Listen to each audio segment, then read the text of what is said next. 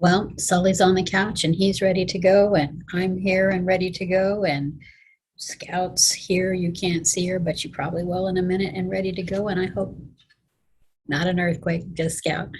I hope you're ready to go. Today we're going to talk about the Trail of Tears. Move your tail. Thank you. It's not very helpful. Nope. Okay, just go away then. Sorry. The Trail of Tears, which is what we commonly refer to the Indian Removal Act.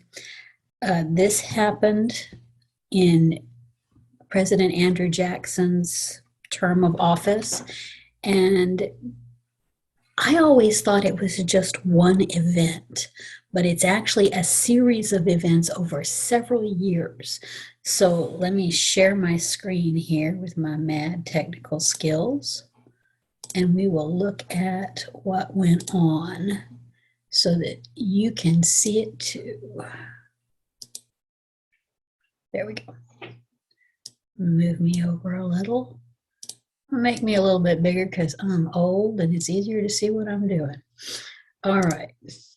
So the Indian problem, as it was referred to, began as soon as colonists started coming from England and France and wherever to the New World, to America, and started trying to interact with and a lot of times take the land that other people, the Native Americans, the indigenous people, already lived on.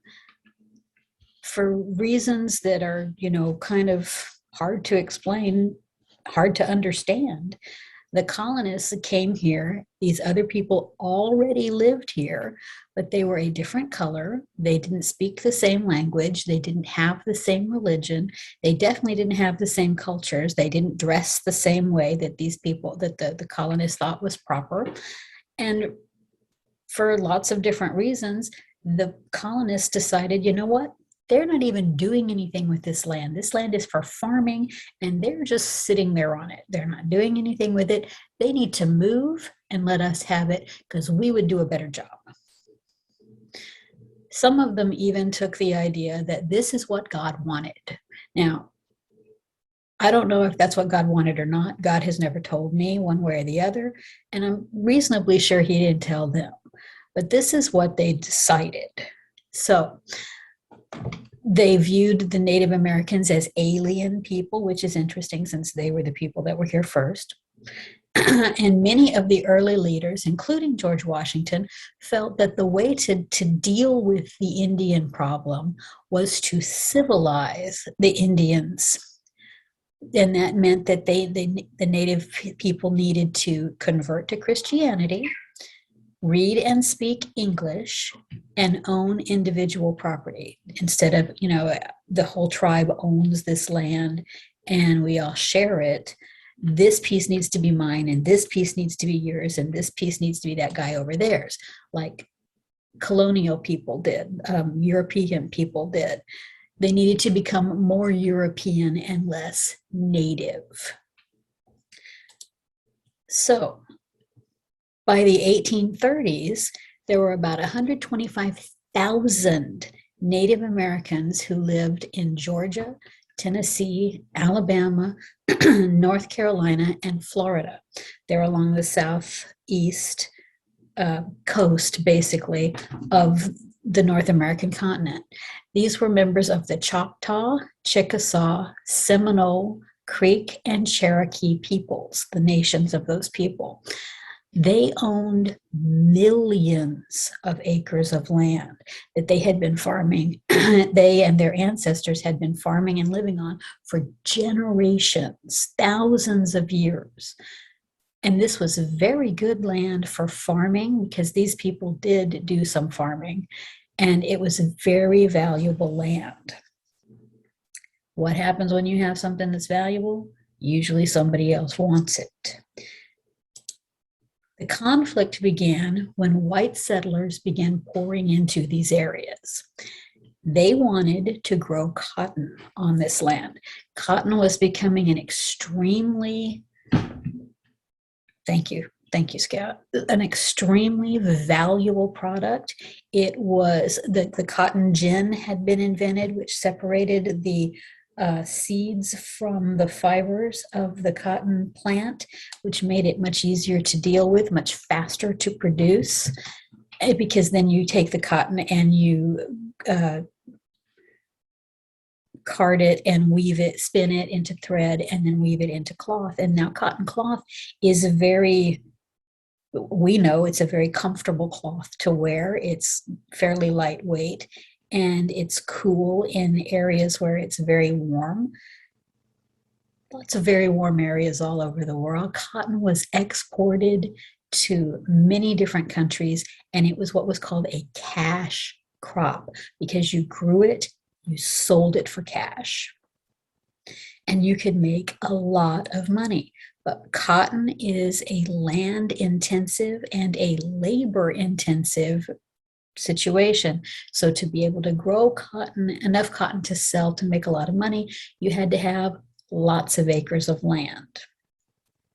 So these people wanted this land and they wanted it to grow cotton. So since the Native Americans mostly didn't want to sell their land because that's where they were from, that's where they lived, the colonists or the settlers would steal their livestock. They would burn and loot their houses in the towns that they had created. They would murder Native American peoples and just move on to the land that they didn't own, that the settlers didn't own. And it was like, they would squat on the land. We're just going to move on here. And if you want us out, you're going to have to force us out. It was a very violent time period to be a Native American in this area. The state governments began to pass laws that would limit the Native Americans' sovereignty. They were considered to be separate nations at this time. They weren't they weren't citizens in America, but they belonged to themselves. They were like a state or a country or a nation of their own. And they were supposed to have sovereign rights. But the states began to pass laws saying that, you know what, maybe they don't have those rights after all. And it's okay if our settlers go in there and take their land. Andrew Jackson was the president during this time period, and he had always been a believer in the fact that Native Americans and white settlers are never going to be able to live together. The only way to fix this is to take the Native Americans and move them somewhere else. Just move them completely out of the way, put them somewhere where they're not going to bother anybody, and get them out of our way. So the Indian Removal Act was signed by Andrew Jackson. I'm sorry, I didn't put the year there. It was signed in 1830. It gave the federal government the power to exchange land owned by Native Americans for land in what was called the Indian Colonization Zone, which was way over there in what today is Oklahoma, a long way from where they were and a completely different kind of land. The land under this law had to be exchanged peacefully. There had to be a treaty done, and force was not permitted.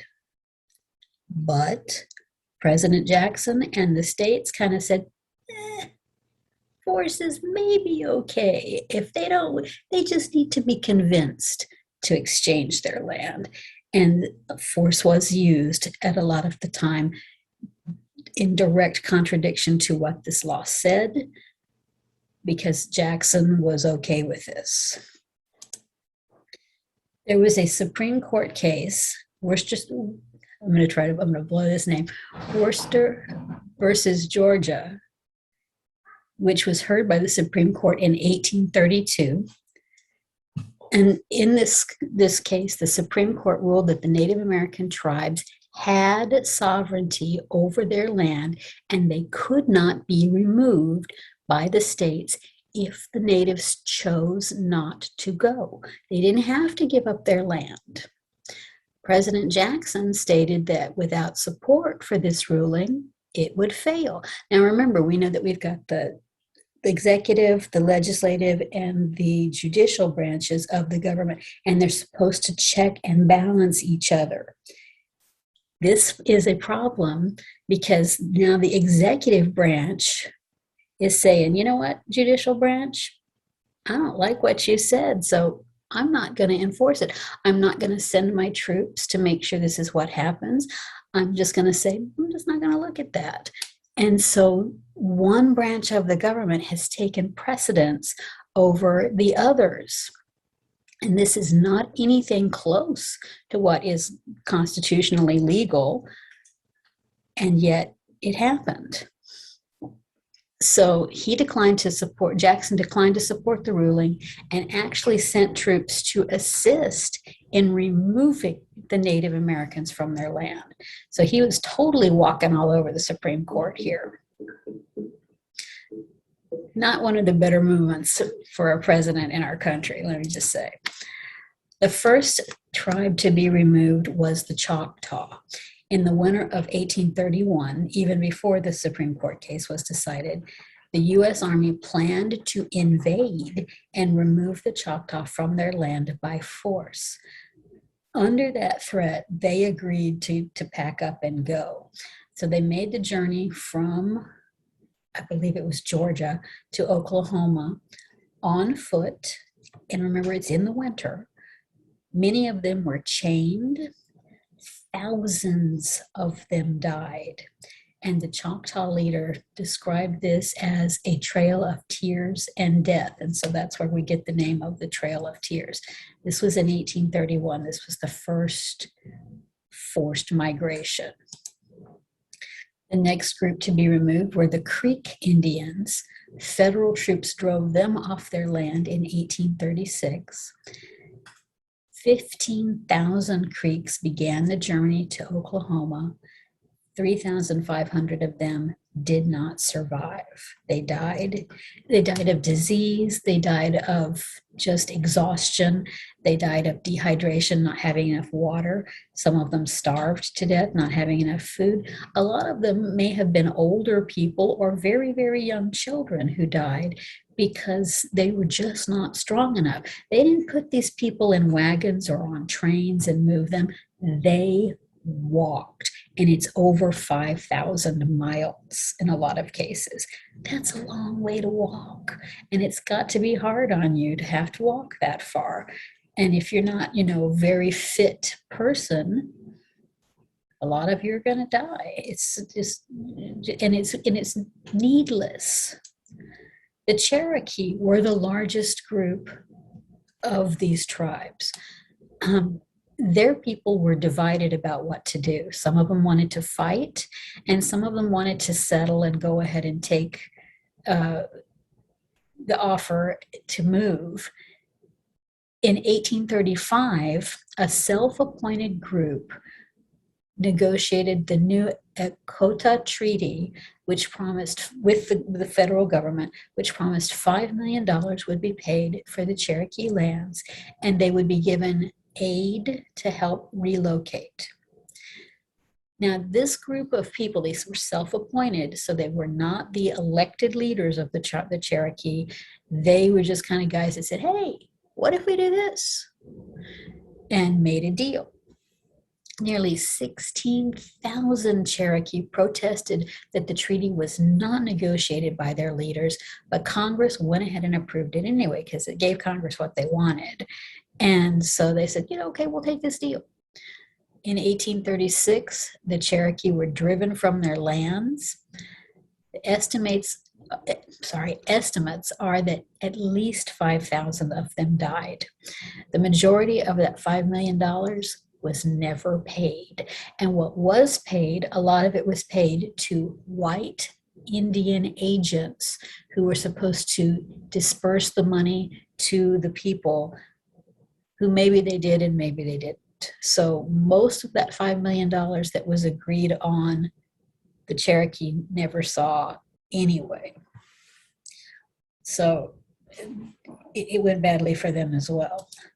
The results of the Indian Removal Act are that by 1840, just 10 years later, tens of thousands of Native Americans had been forced to move to Oklahoma.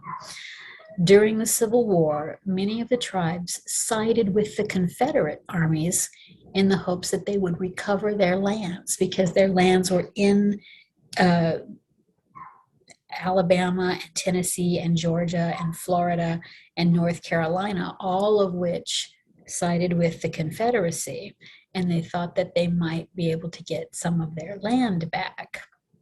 They actually contributed troops to help fight. Indian Territory, which is what they called Oklahoma, was promised to the Native Americans forever. But in 1907, it became the state of Oklahoma, and now there is no more Indian Territory.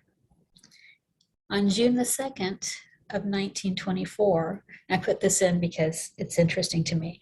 All of this is going on in the early, in 1830s and 40s, and then in 1907, Oklahoma becomes a state.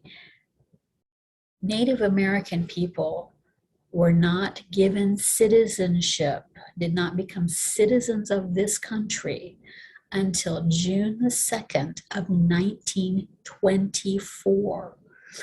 So after World War I, Congress passed the Indian Citizenship Act, giving Native Americans citizenship in this country that they were in before we got here. Interestingly, voting rights were not governed by federal law, and they were only, each state got to make up their own mind about what happened with Native Americans being able to vote. So a lot of Native Americans were denied the right to vote, depending on what state they were in. Federal voting rights were not guaranteed to Native Americans until 1957. I was born in 1964. That's less than 10 years earlier than when I was born. So they haven't been able to vote, guaranteed vote, for very long at all, less than 100 years. That's kind of crazy, right? Some interesting facts. June the 23rd of 1865, General Chief Standawati, who was a Cherokee Indian, was the last Confederate general to surrender. He led the 1st Indian Brigade of the Army of the Trans-Mississippi Confederate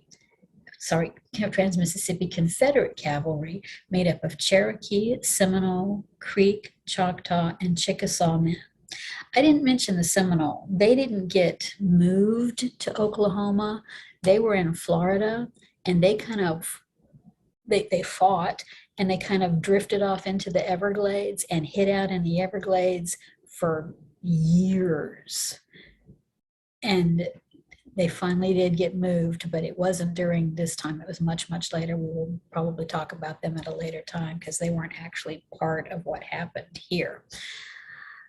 In 1847, this is not long after they had been moved to Oklahoma, the Choctaw Nation collected $170, which doesn't sound like much, but in today's money would be over $5,000. And remember, they had lost everything and been moved to Oklahoma just a few years before because they had heard about the Irish people who were starving because the potatoes in their country they had been attacked by a disease and were dying and they weren't able to eat this. And this was their main source of food. And it was something called the Great Potato Famine, not phantom, famine, which means that it was a starving time. So they had collected this $170 and sent it to Ireland from the Choctaw Nation to help some of the people that were dying there. In 2020, which we just went through not very long ago, the Irish people heard that the Choctaw and many of the Native American tribes were suffering because a lot of them still live in places where there's not good running water, there's not good hygiene available. They live in places that if they live on the reservation lands that are still, the lands that were given them, they may not live in great places. And so a lot of them are dying because they didn't have the ability to be able to use really great hygiene and wash their hands like they needed to, because they didn't have running water. And so in 2020, the Irish people raised over $1.8 million to send to the Native American tribes to help buy them clean water and clean food during the COVID-19 pandemic, because they felt a need to repay the Choctaw Nation for what had happened during the potato famine. I thought that was kind of interesting and a little bit cool. Today, the Trail of Tears is maintained as a historic trail. It's maintained by the National Parks Service, and it's over 5,043 miles long. It goes through Alabama, Arkansas, Georgia, Illinois, Kentucky, Missouri, North Carolina, Oklahoma, and Tennessee. So it travels through 9 different states. And I put their website here if you want to go and look at it, and you can see pictures of the trail. Not all of it is accessible, that you couldn't, start at the beginning and walk the whole thing, but a lot of it is accessible to walk. They said you could bicycle on it, you can ride horses, and a lot of it's accessible by car because it'll be part of the road system at this point, I imagine, too. But that's something interesting that you might want to check out at some point. If you are a person or a family that likes to hike, this might be something interesting. If nothing else, maybe look at their website and see the pictures and the various things that the parks system has got. We have a very good national park system in America, and they do a good job of keeping things like this where people can still see them and see the history. That's all I have. Sorry, Bass is leaning on my leg. That's all I have for you today. I hope that this helps you understand some of the things that happened. Give me a comment. Let me know what you think. Like and share, or whatever it is you do with videos. That's all I have for you. So I guess I'm done. I'll see you the next time. Scout's ready to sign off. Sully, I guess that's it. We're ready to go. Bye.